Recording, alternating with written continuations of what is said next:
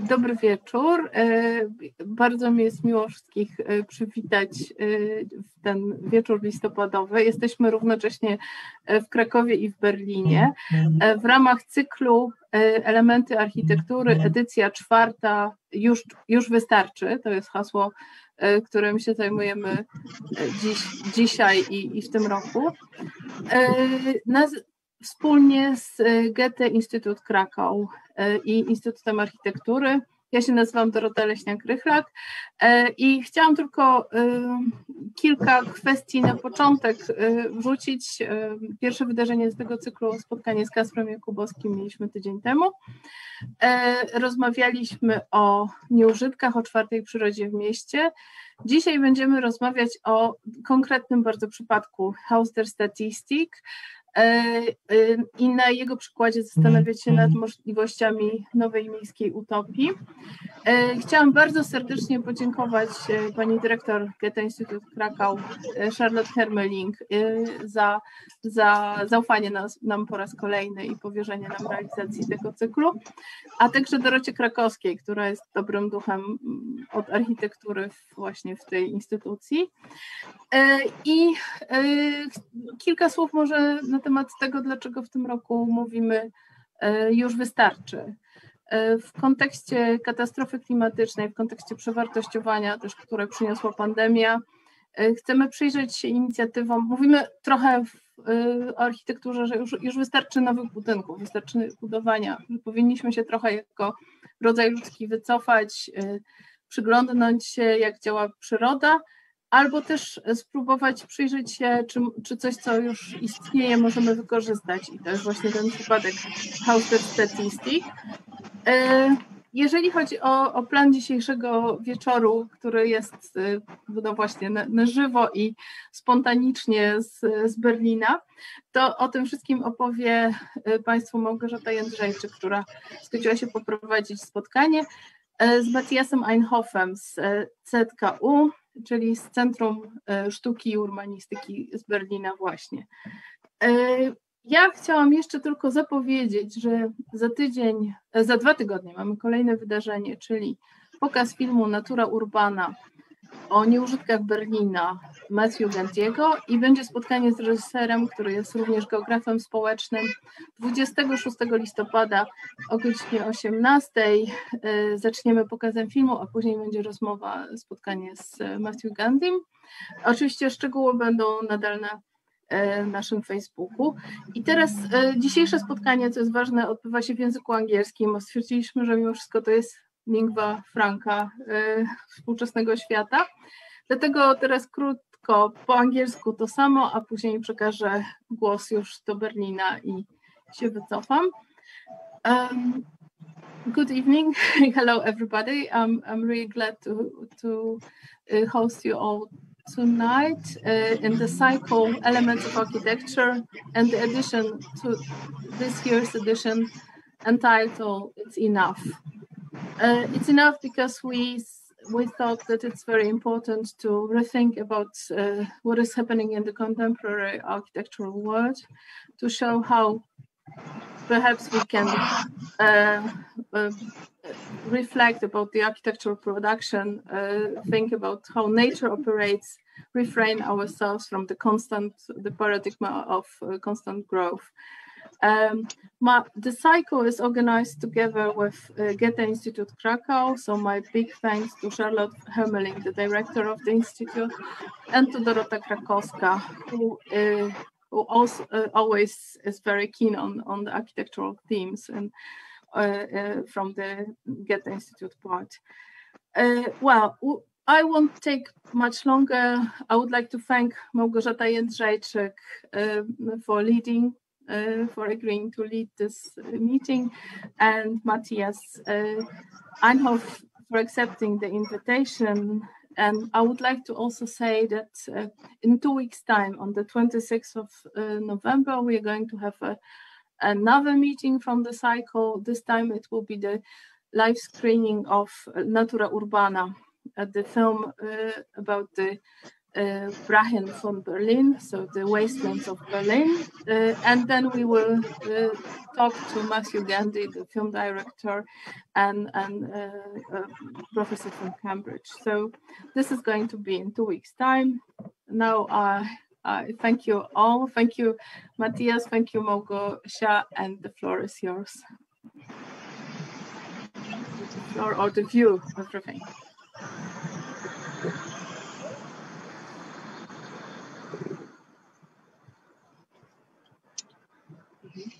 Yes. Yes. Hello, Kraków.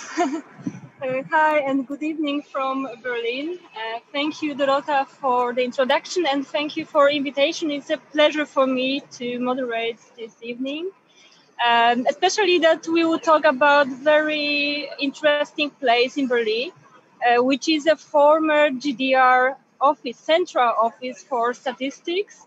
And so now this place, this complex, this district is a kind of experimental field, a model project for inclusive, cooperative, and sensitive urban planning.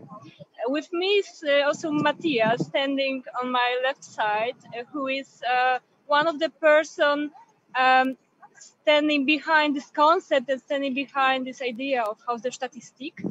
And Matthias is also a founding member of artist collective Kunstrepublik, and also co-founder and director of cyku, so Zentrum für Kunst und Urbanistik in Berlin, located in a former cargo station in Berlin-Moabit.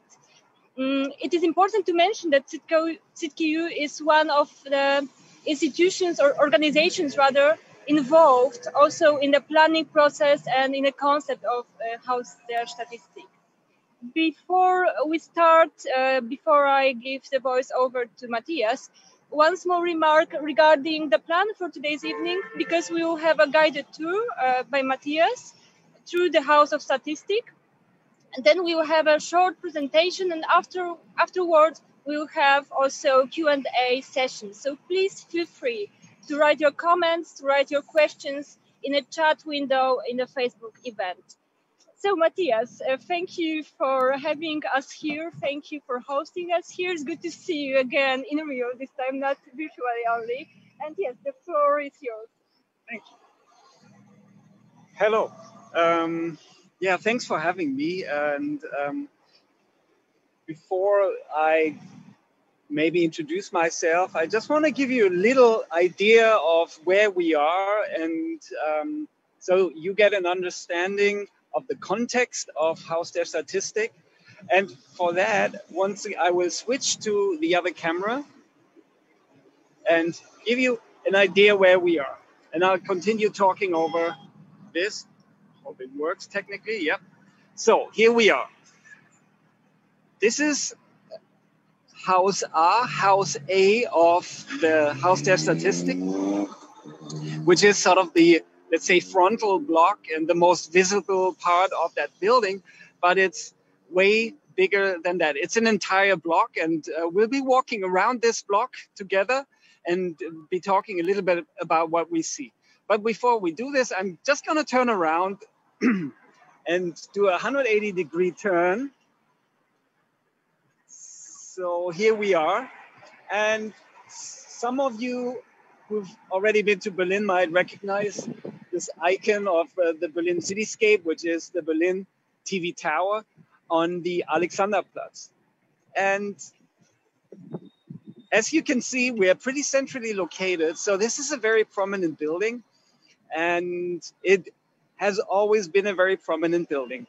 It's surrounded by some other buildings, which is to the right side, Haus des Reisens, which is House of Travel.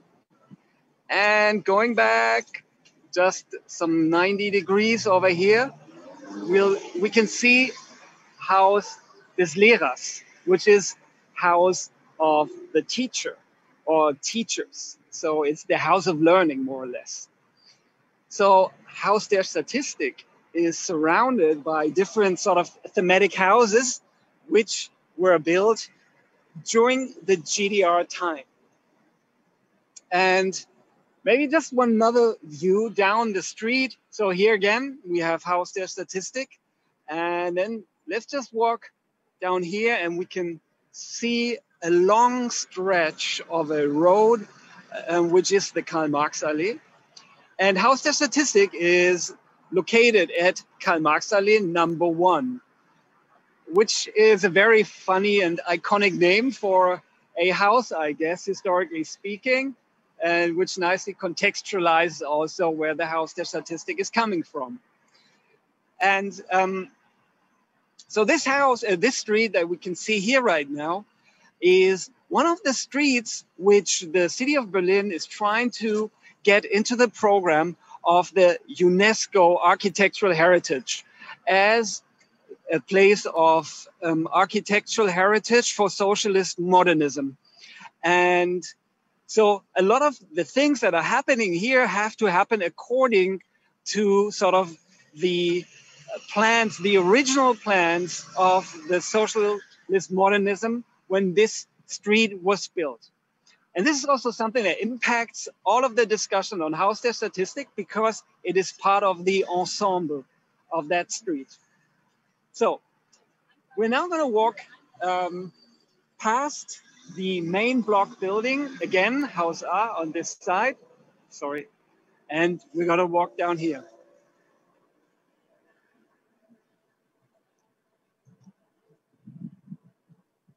Matthias, can you tell us also maybe something about the background? Is this spot actually important as a cultural or social meeting place? Was it before you started to develop the idea of Haus der Statistik? Because we are in the city center, in the very heart of Berlin. So what was happening here before?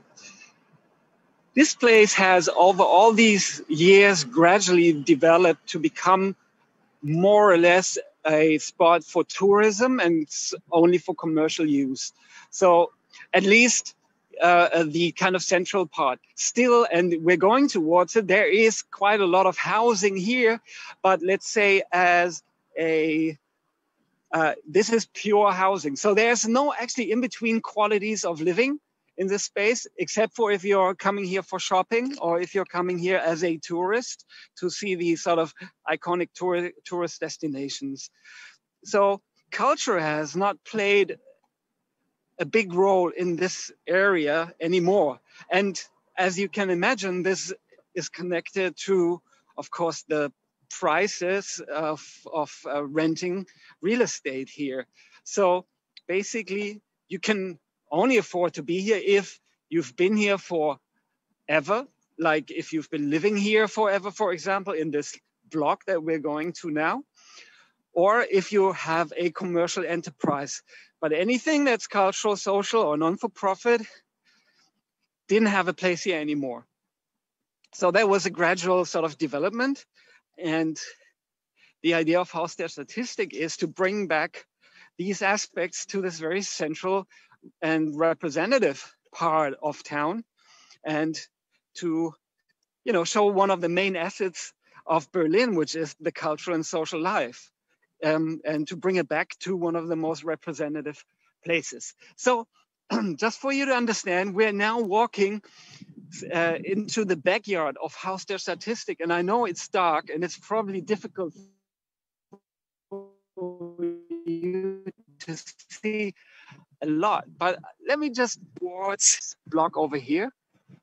And I guess you can see a little bit behind these trees, there's quite, you know, this kind of very iconic facade, black and white sort of facade from the sort of socialist modernism that we can find here everywhere. Now, I'm just going to turn around once more, 180 degrees. And just to give you an idea, behind us, we've also got blocks of so-called Plattenbauten. And Plattenbauten is modular housing. And this is modular housing from also the GDR times. Okay, once again, 180 degrees. So we're going towards the backyard of Haus der Statistik. And here is one part of that building. And basically right now, all the windows of that building have been torn out. We're in the middle of a construction site, and still there are a lot of activities here, because that's also part of the overall concept that while there is already the reconstruction of that building, we still have cultural and social activities. Okay, and let me just give you one more idea. Okay, let's walk into the backyard. I'm not sure if anybody's there right now, so we might just walk. So the building was standing empty since 2008, or correct? Yes. Till 2015, when the artists started to talk about this building as a potential place for social activities, cultural activities. Yes, it's been standing empty for 8 years, and you just need to imagine what that means. This is a huge block. It's 60,000 square meters of space, entirely empty in a city where the space for working and living is highly contested.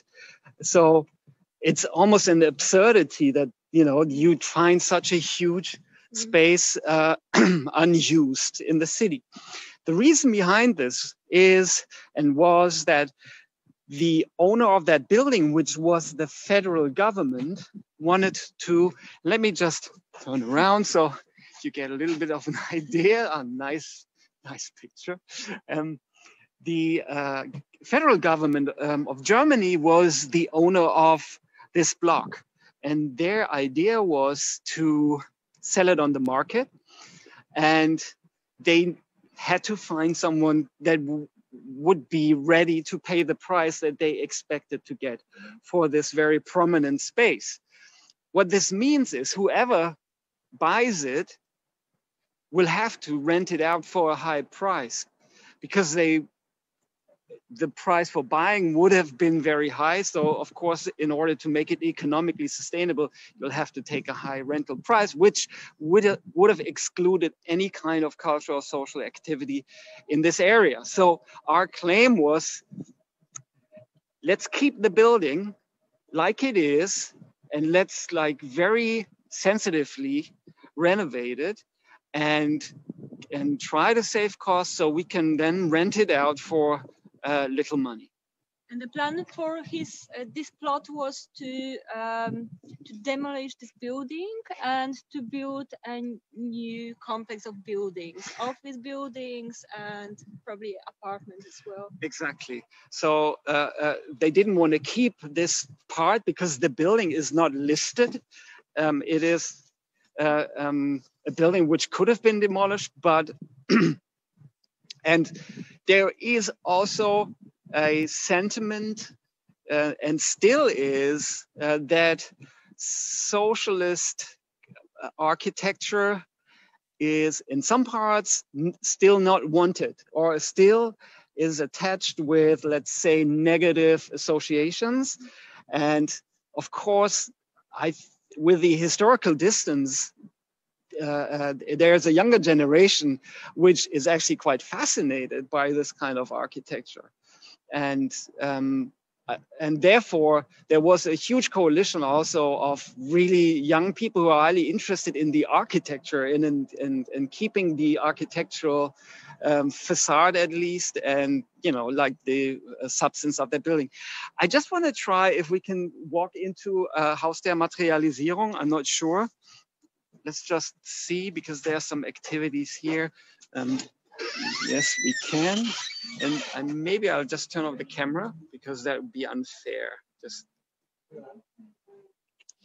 okay, we can just continue talking. Okay, just give us a second. We're just arriving here. Vielleicht ein Handtuch noch zu. Nee, das ist noch gar nicht da, aber Max ist da. Okay, gut. Danke. Genau, also irgendwie sowas, also genau, dein Netz, ja. Okay, just say hi. Okay, yeah, we are.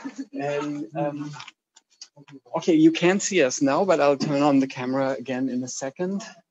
We are in the building right now, which is Haus der Statistik in the backyard. And in here, there are a lot of workshops, and we're walking past a lot of workshops. But I want to be discreet, and I just don't want to film anybody here without asking. So I've turned off the camera. And here, what's happening is an experiment of having a lot of small pioneers, we call them, sort of. Okay, I'll turn on the camera just for a little bit. Okay. So here we are. And so here we have a lot of smaller workshops, like here, where we try to save material from the demolition of Haus der Statistik. So not the demolition, but sort of the interior demolition of Haus der Statistik. Okay, I'll turn it off again. And to bring it back into usage circles. So a lot of artists need material, and they need cheap material. And we try to keep it here. There's a lot of people who are very experienced with different NGOs, experienced with saving material and bringing it back to kind of new life cycles. So that's happening in this part of the building. And this might stay here even beyond the construction time. So it's one of these kind of where we try to already establish users that will later, when the construction is finished, will be here and stay here. Who is running the workshops? Who are the people who work here, collect materials, for example, or run a bicycle workshop? These are all people that basically are organized mostly as non-for-profits and mostly as NGOs, mostly coming from civil society. And they are loosely, or have always in Berlin been loosely connected with one another. And basically they've all now come together here because it's super centrally located. So for the redistribution of material, this is perfect. And so it's not just that they have their workshops here, it's also that they can connect with one another and build a stronger coalition and with, alternatives into usage of material, alternatives in economic thinking, like circular economy. So these are sort of all, let's say, it's activities of civil society that have now, after all these years, having to move out further into the outskirts of Berlin, have come back again into the center of town. Okay, I'm just gonna maybe give you one more idea. So here we're sort of collecting material. This is like one of many workshops that are down here, all the way down of the corridor. Maybe, we just do a little walk again. Here. So maybe you get an idea. I'm not sure how much of that you can see. Just maybe that's important. This thing is called Haus der Materialisierung, HDM. And we sort of started this initiative a good year ago with sort of all these different groups. Okay, let me just turn off the camera again. Sorry. Maybe no, I'll turn it on again, because this is actually quite nice. So here you see also a lot of furniture is being collected, redistributed. These are all things not just coming from Haus der Statistik, but also from other places. And it's basically in between storage. Cool. I would suggest maybe we're going to continue walking to the front of the building again, to the outside again. And then we'll go into the workshop, which is sort of the neighborhood meeting point. And this is where we'll maybe talk a little bit more on details of the history of the place. Come on. Yeah, let's walk this way. So,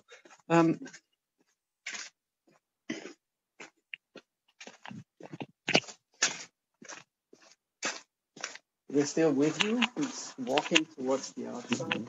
And maybe we can, in the meanwhile, we can tell about whom belongs the house right now, this building. It was in federal state hands, and now. Yes. So what happened was that it's now 4 years ago. And I'll turn on the camera again. 1 second. 4 years ago, this coalition of different NGOs from the city, which ZGU is part of, Raumlabor is part of, Open Berlin is part of, Zusammenarbeiter are part of. These are all sort of NGO groups from the artistic and architectural field. They created quite a lot of pressure onto politics and to keep this building, as I mentioned earlier. And politics started to see there's a real momentum in terms of a huge interest within civil society for this to be kept.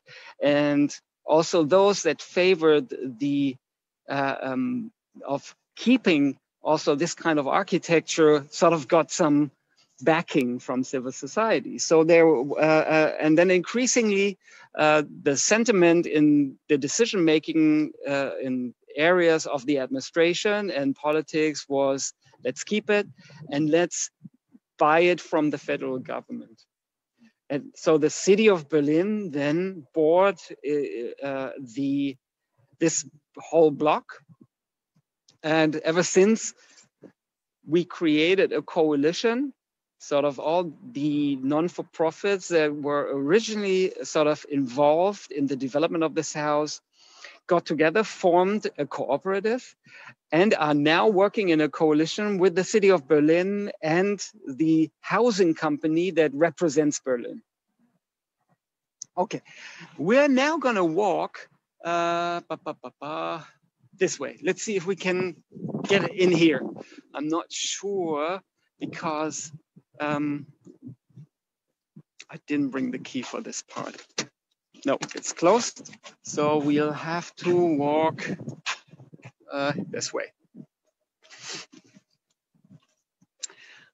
Well, I hope you can still get some impression. I'm just gonna give you an idea again of that beautiful facade. And out here, maybe you can see there's quite a lot of sort of workshop stations. Here we can see this is some bread baking oven, one of the workshops that was happening here during the summertime. Of course, right now, most of the activities have moved to the inside. And yeah, we're gonna try to get out to the Werkstatt. Maybe we can either, how much time do we have? We can either walk around the entire building. So we should maybe 10 minutes more and then we will switch to presentation. Okay. And then there will be Q&A section. Okay, so I suggest we'll walk around the entire building. We'll do this little fast walk and we can continue talking about sort of how this building came to life. So now we're walking away from this building just slightly, but I want to give you an overview. And we're walking towards the neighborhood. And maybe we can also talk about the neighborhood a little bit. I'm just going to turn around, if that's fine. And here again, you see the block, and it'll take us another 10 minutes now to walk around the block. It's just very big. The plan for this plot is not only to save the existing construction, but also to build a new part, to build a new building here, yes? That's correct. So we have existing 40,000 square meters of space, and we will have additional 60,000 square meters of space. Thing is, it's not just going to be cultural and social activities that will be established here. The city of Berlin is also desperately in need for space for administration. So we'll have most of the tax offices of the district of Mitte will be here. And the idea is that we mix the artistic and social activities with those of the administration. So in the architecture, and we'll come to that later, we try to make sure that it's not segregated blocks of activities, but that actually in the morning, the tax officer has to walk through an exhibition or through a workshop. And so these realities sort of are always connected. I just noticed that my camera is down to 5%, so we might lose you for a few minutes. So we're walking even faster, but I'm just gonna turn around and give you a little oversight again of the block that we're talking about. Okay, we're now going here to doing a 90-degree turn. We've reached the one end of the block, and that's good 200 meters away. So it's actually it takes a lot of space. So the urban planning process is not just about housing and sort of the actual architectural building. It's a whole urban planning scheme that has been developed for this area, because it's just too big not to, and it has to integrate into the existing planning. Where are you currently with the planning? Are you done with the planning process and now you implement it, or is it still? Yes, there are various, okay. Oh no, shit. Okay. That's it.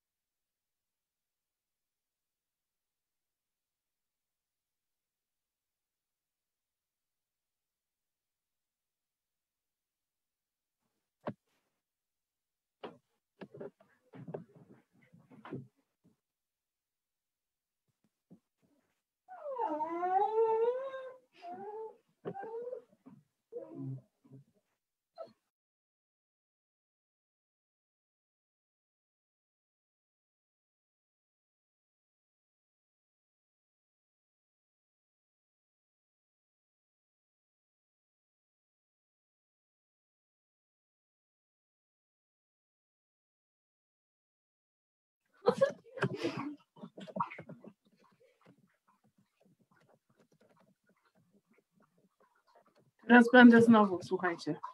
Także teraz wycofajcie się, dobra? Tak, muszę.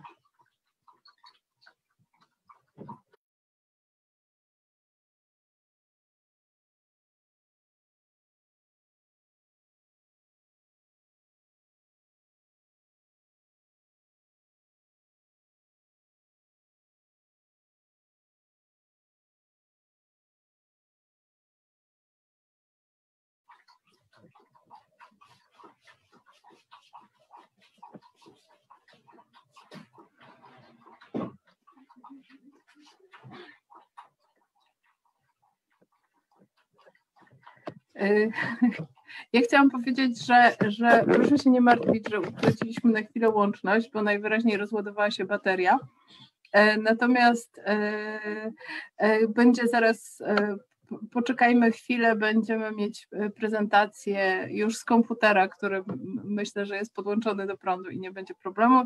Tylko myślę, że w tym momencie nasz gospodarz i prowadząca muszą po prostu dotrzeć do Werkstatt, czyli jak rozumiem warsztatu, w którym planują porozmawiać. Także chwilę poczekajmy. Mam nadzieję, że te długie metry, które tam mają do pokonania, udaje mi się przeskoczyć szybko. A ja w międzyczasie mogę tylko może jeszcze chwilę powiedzieć o tym, czego się możemy spodziewać za 2 tygodnie, czyli o filmie Matthew Gandiego, czyli zostaniemy w Berlinie. Temat powiązany z pierwszym spotkaniem z tego cyklu, czyli z Kasprem Jakubowskim i 4. przyrodą. Będziemy oglądać historię nieużytków Berlina, począwszy od wielkich zwałów gruzów po II wojnie światowej, tego co na nich urosło, skąd się wzięły różne rośliny, tak zwane inwazyjne. I to jest bardzo pięknie opowiedziana historia miasta właśnie poprzez takie tereny, które zazwyczaj pomijamy w naszym oglądzie. Wygląda na to, że nasi gospodarze dotarli. Hello again. You have to unmute yourself. Luckily, I was trying to say something that we didn't lose you. So now I pass the microphone to Berlin again. And Matthias, we can perhaps see your presentation about the cow. Yes. Yes. So you were running. It must be very. We were running on the other side of the block. It's a little bit unfortunate that we lost you because we walked past all the sort of outdoor activities. But yeah, I'll tell you a little bit about it. And let me just start my presentation for you.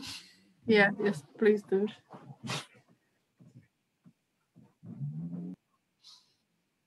So, can you see it? Yeah, wait a minute. I need to share my screen.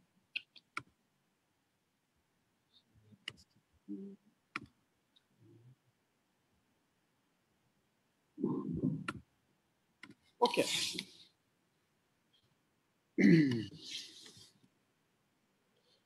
So, yeah, this is a historical picture, as you can imagine, from this entire block that we just walked around. So we actually started, if you look at this picture, from the spot where this picture was taken from.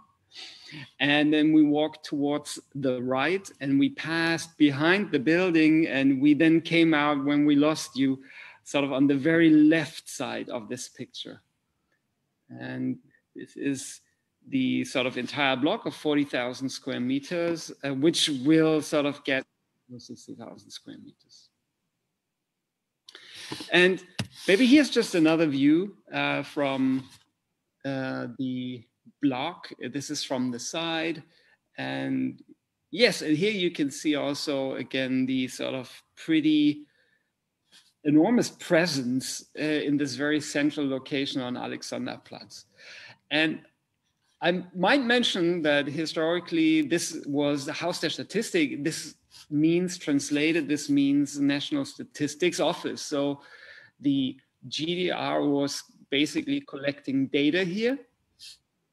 And the workshop that we were in just a few minutes ago was the former computer processing block. So in the sort of early 80s, they started collecting the data with huge IBM computers, which were all placed in that block. So that was that part. And as I was mentioning earlier, this building was standing empty for quite a long time, I think like more than 8 years. And in September 2015, there was a coalition of artists that also ZKU was part of, and a lot of other artist groups, collectives got together to create this construction sign. And of course, this was just at that point a very fictitious construction sign, which stated, and I'm going to translate this, hier entstehen. Here there will be Räume für Kunst, Kultur und soziale spaces for art, culture and social activities. And we try to make it resemble a construction sign. And of course, what happened was that very soon the police came by and took down the sign.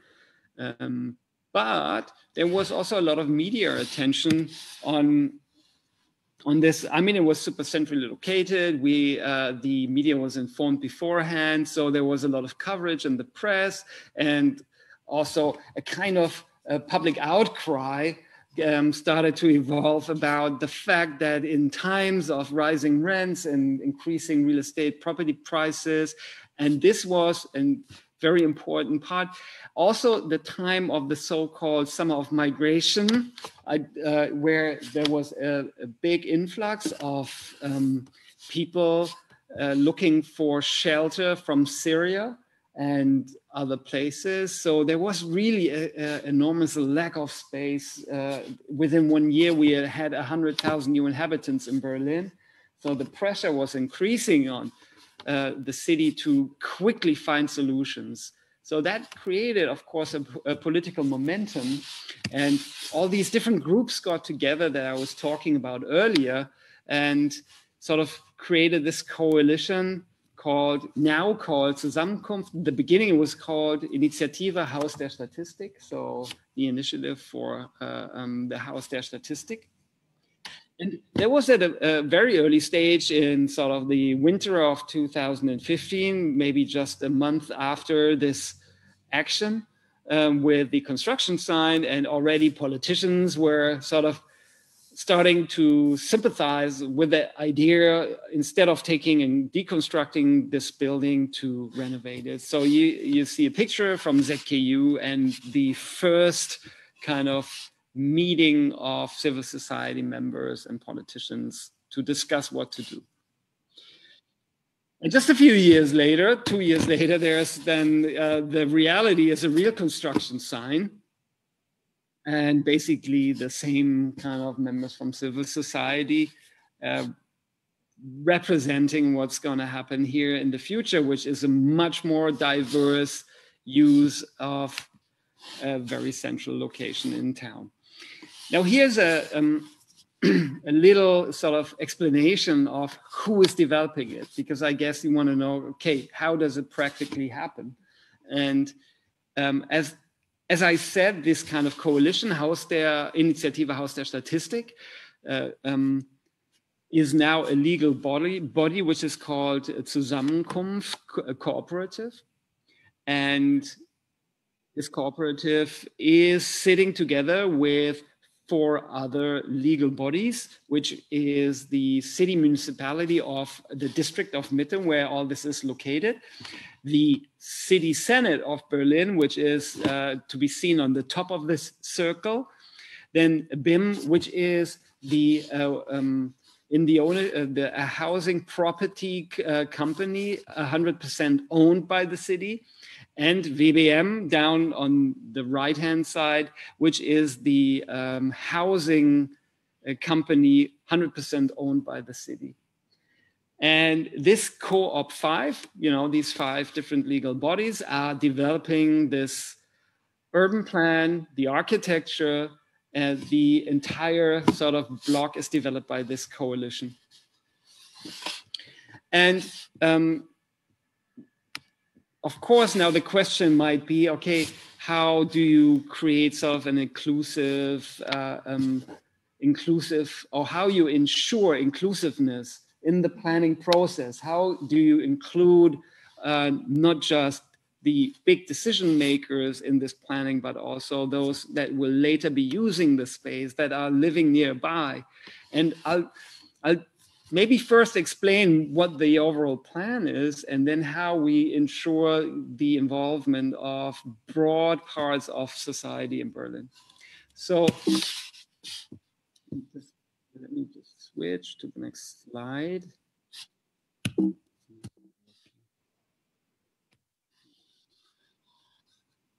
So basically, this is what we have right now. So we have this first block on the left-hand side is Haus R, the part that we showed you in the very beginning. And then behind that, you see this long stretch block that we sort of walked along from the backyard. And at this moment, we know that more or less we'll have 10,000 square meters for art, culture, and educational social affairs, and 35,000 square meters for public administration. But next to that, we will have a new town hall, which will be developed here because the district city of Berlin is right now paying a lot of rent for the usage of its own town hall. And there will be 25,000 square meters for affordable housing. So this has already also been planned, that there'll be 2 experimental houses, they're called, sort of Experimentalhäuser, with different forms of living, like community living, intergenerational living, so all different sort of new forms of living, and additional 15,000 square meters for art and culture educational things.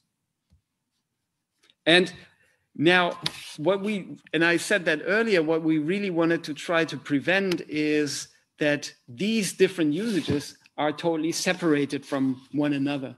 Like in this picture, you know, you would see everyone is doing his or her thing within its own peer group. But this is something that we're really not interested in, because we really want to not just like have a diversity in terms of you know, everyone in their own cluster, but diversity within the clusters. So mixing these different usages is sort of the overarching idea. And the way that we're doing it right now, architecturally, is that all the ground floors will be sort of open to the public. Most of them will be for social, educational, and cultural use. So if you want to go to an administrational office, you have to walk through these sort of different realities. And we hope that this creates also insights for every individual who's in the building into worlds that maybe you might in normal life not ever, you know, be in touch with. And to create, therefore, of course, a kind of city community of greater tolerance and a bigger and broader horizon in sort of social encounters. And yeah, here you see these blocks in a 3D model, once again with the town hall, and all the green areas are sort of artistic and social use. The blue parts are administrational and the red parts are experimental housing. Now the inclusion of sort of all the different stakeholders in this and especially of the neighborhood, and we've been walking through a part of that neighborhood, is one of the key, let's say, things that makes this planning process something unusual. And we like to say it's a model process. We don't know yet whether it's a model because we sort of haven't finalized it. So we can't say whether it's totally successful or not, but I think we're on a good way.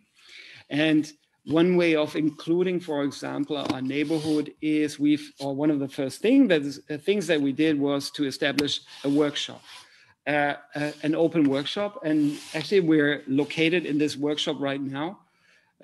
So this is where Margosata and I are sitting. And this workshop used to be a bicycle shop and was also standing empty for many years. And we said this should be a really good place for people to enter any day of the week and to inform him or herself, get involved in the different planning workshops. And so this has been happening for the last 4 years, actually, that all the planning workshops have been partly open for public, and then sort of there are representatives in all these public workshops, then carry these sort of needs and information into the steering group, the Co-op 5, and then the Co-op 5 integrates and feeds back into the workshops, whether and how they sort of involved the ideas coming from all the different future users or directly affected people from the neighborhood.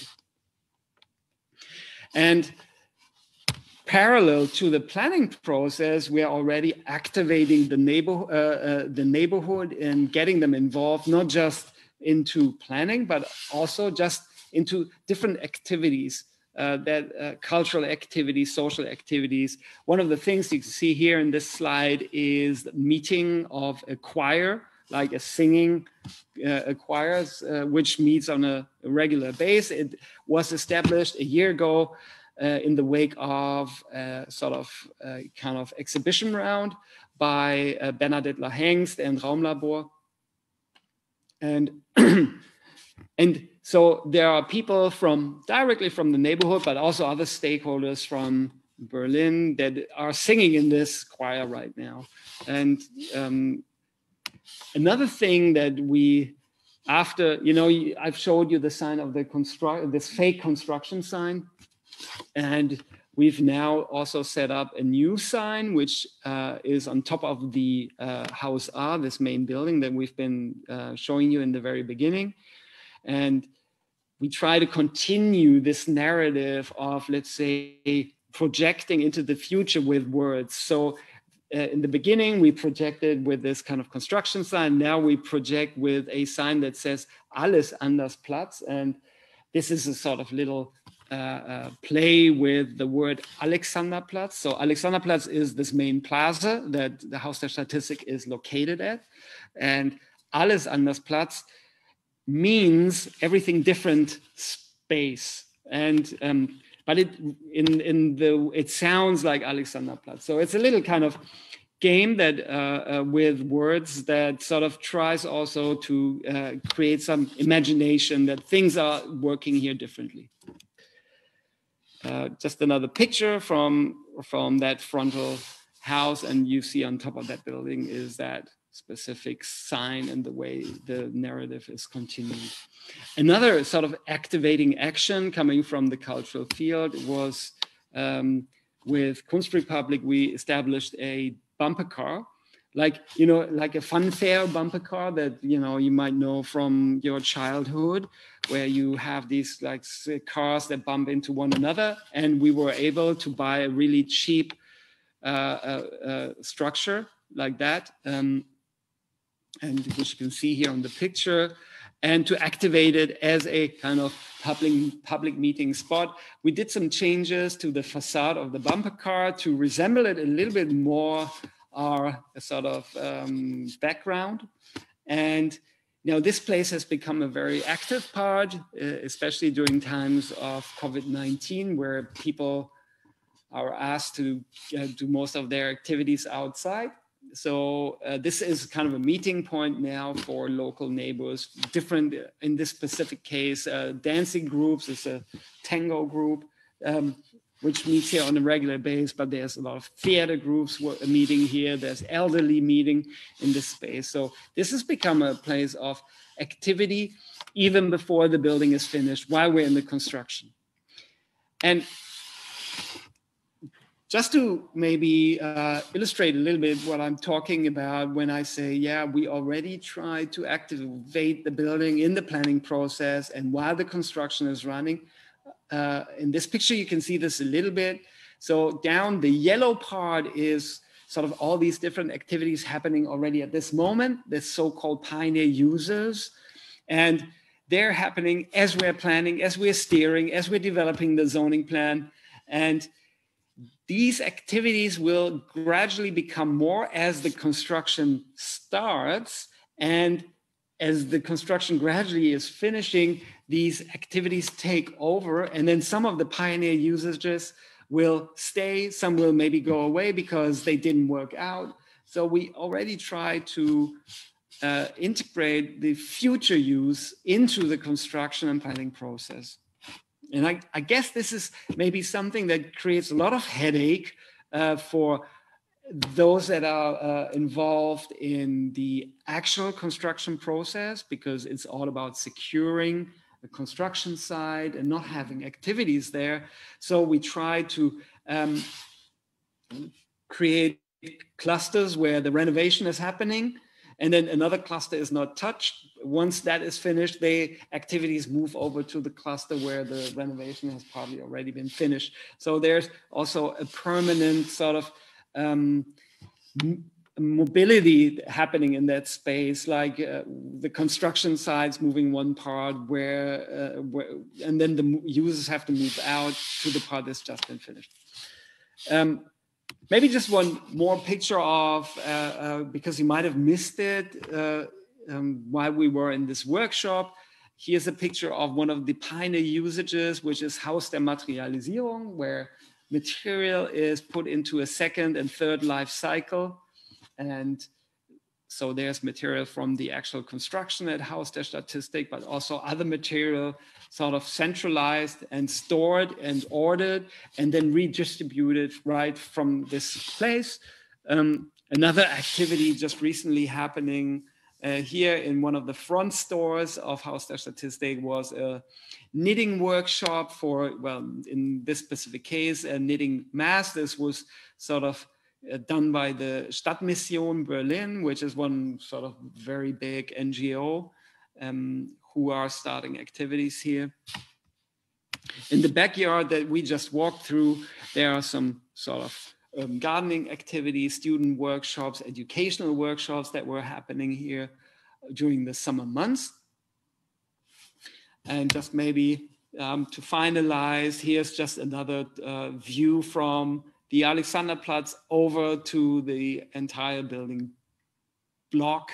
And you can see the windows been taken out. So we are actually right now in the middle of the building process and realizing all these things that I just showed you, which just a few years ago, 5 years ago, were just like a kind of pretty, how to say, utopian idea that was realized in a construction sign, and that now is gradually becoming a reality.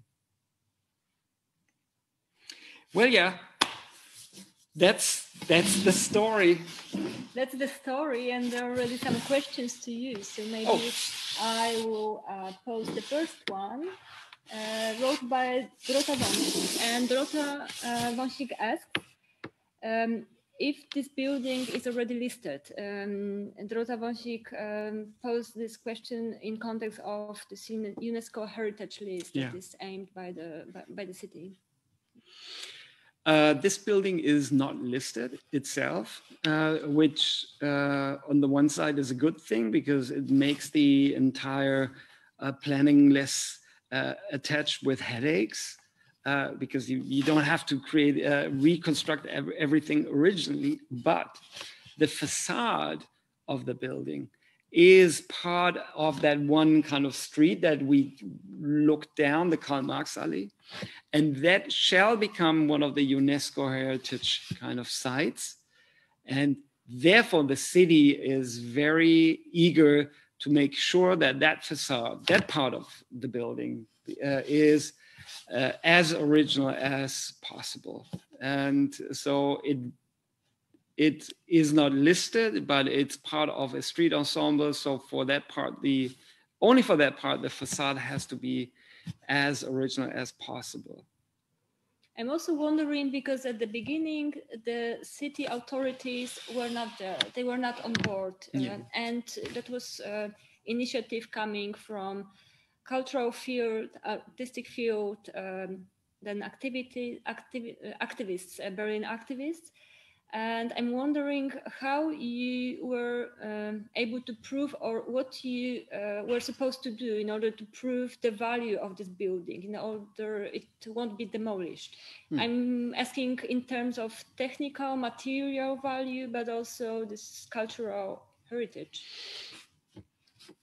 I can answer that in two ways. One way is just from the economic standpoint, like, does the building still have a value, or should it just be demolished? Because that was always what the narrative what it was this, it doesn't make sense to renovate it. You know, tear it down, build a new building, and it'll be much more cost efficient.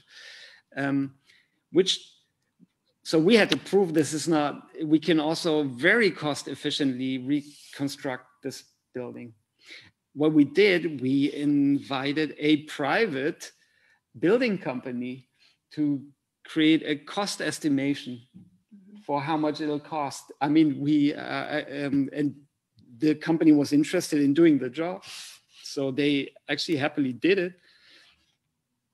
And it turned out that we're looking at very solid structure, architecturally speaking, or in terms of engineering also, that this building was built in a very, very solid way, that it doesn't have, we can basically keep all the basics of the building. We have to rebuild, of course, windows, doors, all the electricity, interior, but the actual sort of foundations, the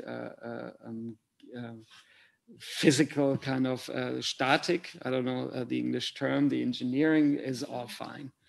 And so we could prove, economically speaking, yes, it makes sense. And the cultural value, I think there is still in Berlin this division. There are people who are looking at the socialist modernism very fondly and say, okay, this is really part of our history. This is part of our city's narrative. And it's something that should be continued to be told. And there are still forces that say, yeah, it's part of our narrative, but let's get rid of it. And we want to be modern Berlin, and and forget about it. I think, and gradually the forces that sort of are less skeptical of telling the kind of story of Berlin as in its whole have become stronger over all the years. With the historical distance from these times, there is an increasing appreciation. And we, of course, had to also show, hey, in other cities, this is like a tourist destination. You know, socialist modernism is not just like for your own narrative. It's also like a narrative that other people want to hear. So I think we were able to just make these voices stronger in the administration. Mm-hmm. And regarding administration, there is another question by Oskar Lewczuk. And Oskar Lewczuk asks something very important. So how it is possible, or how it was possible, to encourage the authorities to collaborate with a bunch of activists and artists? Yeah. I think, therefore, we have to go back to the year 2015 and to this very specific moment in time where the city of Berlin was like looking at this and a huge influx of migrants, this enormous pressure on politics to come up with answers right now. And we were just showing them an option, basically. We just said like, hey, here's an option. You can act now. You can take over the building, renovate it, create space in the center of town, a lot of space. It's a good option for you. And politics and the government, the ruling parties actually liked the idea.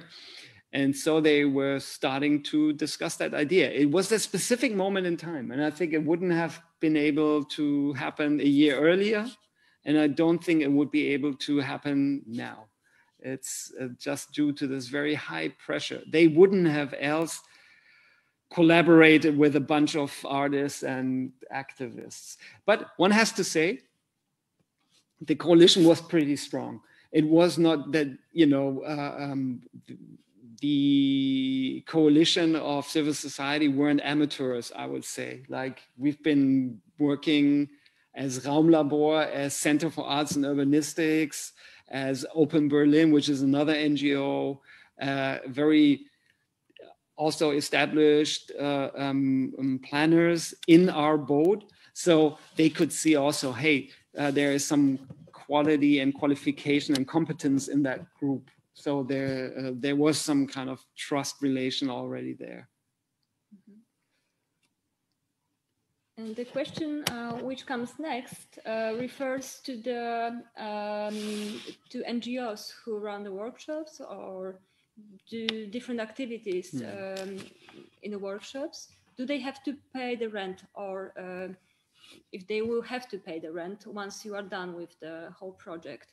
Because Jan Krakowian is asking if they have to pay the rent. So what is the difference to other privately rented spaces in the city? Well, the difference is simply explained. Paying 20 euros or paying 7 euros per square meter. So that's, you know, our goal right now is to keep the rent down to 7 euros per square meter. Not sure if we can reach that goal, but I think we're on a good way. And private investors would, I mean, 20 euros, did I just say 20? No, 30, 40, 50 euros per square meter. So we're here on Alexanderplatz. This is just like, this would have been entirely lost. That's the big difference. And paying 7 euros per square meter is affordable. And right now, the artists that are working here are not paying rent. They mostly come with like external funding. They are sort of funding their projects here. We are providing them with space.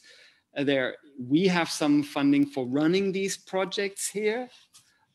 So there's no, let's say, profitable idea behind it. But yeah, just to come back to the idea, the difference finally will be quite big.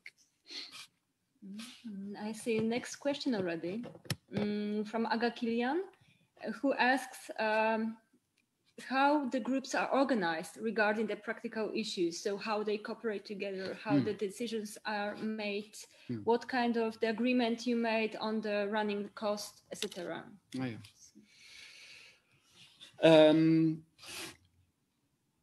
There's different forms of organization here and interrelations, but maybe I'll try to explain how so we've established the idea of pioneer use. So we have a steering committee here, and the steering committee consists of users, of neighbors, of people from the planning part, but just also activists. The steering committee makes decisions on who can use the building right now as pioneers. So you apply and say, hey, I want to do this and that workshop, I want to do this and that. And the steering committee meets on a regular basis. They look at the application and say, okay, this would really work well with this, with this, with this. And it's not a central decision-making body because it's a super diverse decision-making. So people that are actually activists in the house are part of the decision-making body who can come here and do these different activities. So that's how basically you can get into the boat right now. And then they basically, and this was part of the question, economically speaking, are not paying any rent or anything for being here. But if, of course, they want to do a production, they need to bring the money because we can't do fundraising for those 40 groups that are working here right now.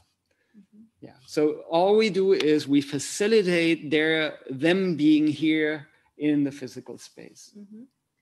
There is also a question regarding the housing units. So Rota Leśniak asks, what is the percentage of housing and who is gonna live in the housing part? What kind of groups of tenants will be living here?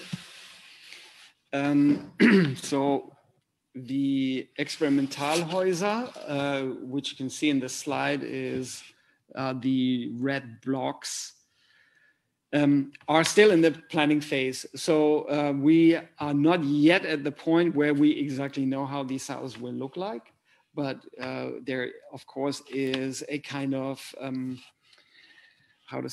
overhead planning, which says we want to have different,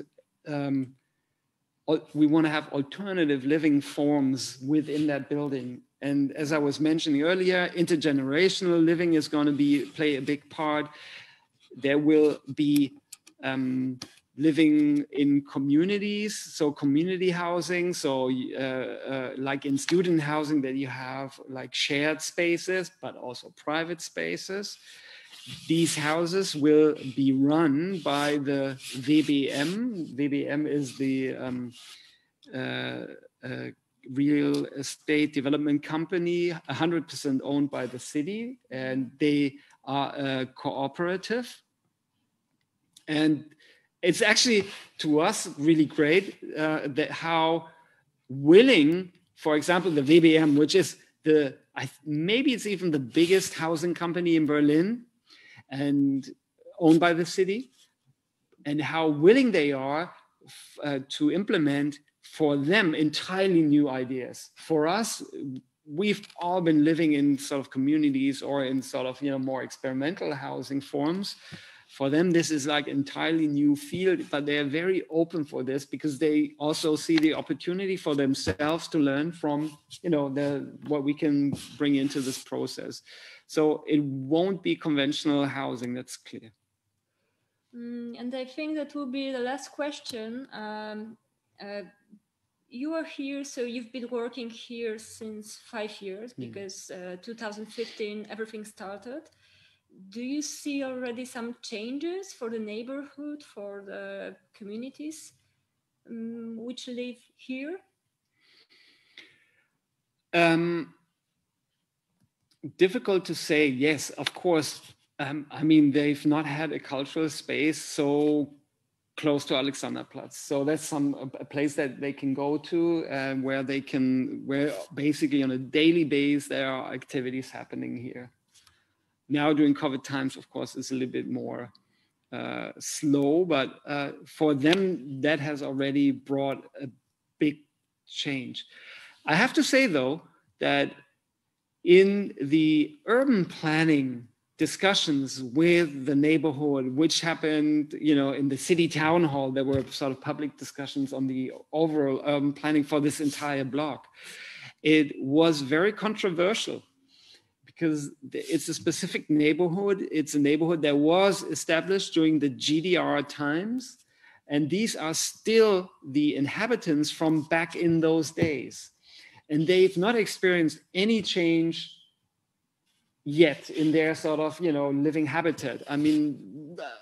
Ever since I've moved to the city, have moved 5 or 6 times. So and most people that have arrived after the 90s have experienced, different parts of town, different forms of living, but this neighborhood has been there forever. And so that became pretty intense, but still open discussion. And actually a lot of adjustments were made according to the desires coming from that neighborhood also. So I think also for them, this was a new process that they experienced a non-top-down planning process, first time in their life. There is one more question, so I will. Sure. So we have maybe few minutes, so I will read it. Marta Tymowska-Wicha asks if there is any concept as for percentage of younger and older participants in cultural part of the building. So do you have any model public that you would like to invite and to have in your cultural activities here? Good question. There is no master plan for making sure we also have a diversity in age groups are active here. I guess instinctively we've been trying to assure this by, for example, cooperating with the arts universities in town. So that attracts a lot of students. With working with more established organizations like the NGBK, which is like one of the more established art associations in town, the BBK, which is sort of a organization representation for artists towards the city of Berlin. So these are 2, let's say, bodies that rather have more established artists in their peer group. And therefore, my feeling is that there is a pretty vast age diversity within the cultural sector, but there's no master plan for that. No, you can't plan everything, I guess. Like this part, there is still very organic, but I think it's super important that we make sure in also the way that we structure the sort of institution that will later running all the cultural activities here, that renewal is built into the structure, that, you know, we don't become the old guys, you know, and controlling everything that's happening. You know, we have to at some point make sure that we can walk out of this process and it's established and things are running smoothly. That leads me to another question connected to this cultural to the cultural activities. Will be there any institution as a head institution which will be responsible for a cultural program, for cultural activities, or it will be rather dispersed through the different institutions, Berlin-based institutions probably? It's a very good question, because this is a question we're asking ourselves right now, how to organize the different cultural activities. I think what will happen is we might have maybe a few sort of anchor tenants, people that, you know, in some institutions will rent bigger chunks, like cultural institutions representing different artistic groups. And then they will administer and maintain these parts of the building, sort of to subgroups, basically administrating the overall process. I don't think there will be one big central kind of artistic curatorial thing. I don't think this is also the way that this should be run, you know, as with a central curatorial board or something like this. I think it should rather have a more organic organization form, but that's still in discussion. And when you will be done with the whole project, so what are the expectations or estimations? Well, there's different stages of finishing parts of the building, and some parts of the building will be finished in 2 years' time. And activities will never cease to be here, but like with the real sort of renovation, first parts will be finished in 2 years' time. The last parts will be finished in between 7 and 10 years' time. I guess like with the town hall, the experimental housing, these two parts will probably rather come a little bit later. Now, the first thing that's happening are these two existing blocks, that they will be renovated for the financial administration and the cultural and social activities. Yeah, but it's a long-term project. At the end of the day, we're talking about 15 to 20 years. Okay, so I wish you that to have as less as possible struggles and delays on the way to finalizing the project. And I think we will close our talk, and I wanted to say thank you for hosting us here, for telling us about the initiative, but also about the social and urban context of this project. Thank you to our audience for being with us. Once again, sorry for this inconvenience with the video in the middle of the event, but we are testing. It was also kind of experimental format that we wanted to implement tonight. And yes, thank you Goethe Institut Krakau, and thank you Instytut Architektury w Krakowie for inviting us to take part in this event. Thanks a lot. Thanks.